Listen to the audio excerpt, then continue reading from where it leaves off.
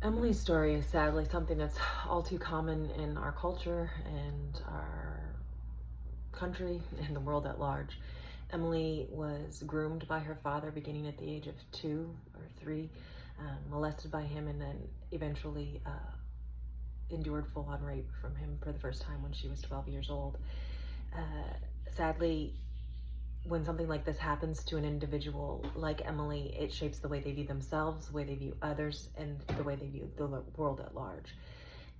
Emily Courtois and Ford 2020 say that people who endure what Emily has often feel worthless.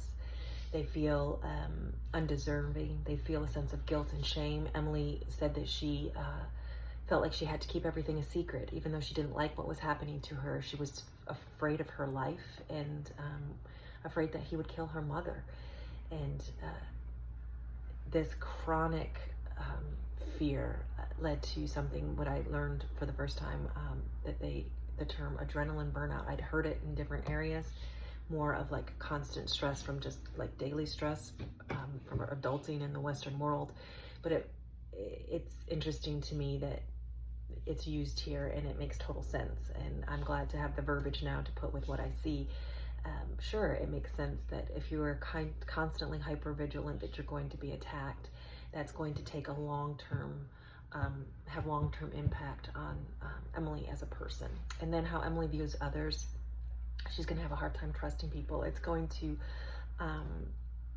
feel like even friendships are dangerous and feel precarious to her. She might be very vulnerable, and she probably feels like she isn't even worthy of a good and safe relationship. The trauma that she endured will also make her feel very insecure in the world, feel like she can't trust the world, feel like the world isn't a safe place.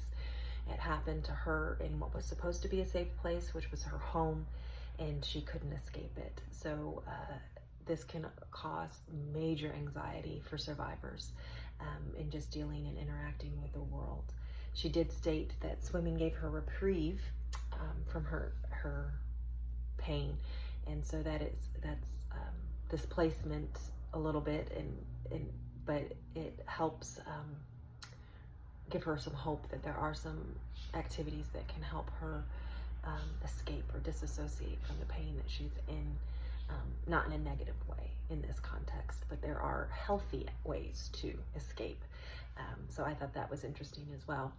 The impact of the abuse on the therapeutic relationship is going to be profound because of the primary caregiver was the one who hurt her, and often that can get conflated with the relationship with the therapist. Courtois and Ford 2020 also say that the attachment issue is going to be significant with a therapist for those who have survived sexual trauma, as Emily did. They will either disclose way too much, there won't be any boundaries, or they will be withhold and withdraw. And so as a therapist, I'm going to have to learn how to ride the waves or the ebbs of inflows of the attachment or lack of it due to the abuse. Some ways that I would like to make people like Emily feel safe in my therapeutic room would be just to have an airtight informed consent.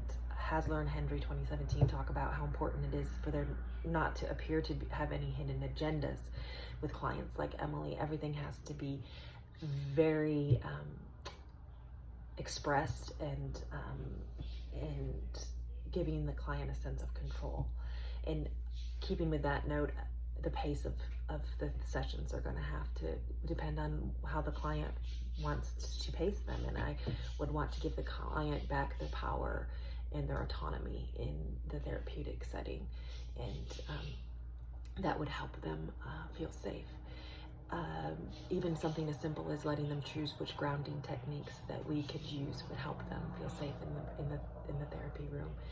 Grounding, if the client were to get upset or hyper aroused in the room, grounding techniques such as the 5-4-3-2-1 with their senses can work. Hasley and Hendry recommend that. Another method of grounding that I would use would be the breath prayers. God is our refuge in and our strength out. Psalms 46:1. Something like that could help Emily a lot.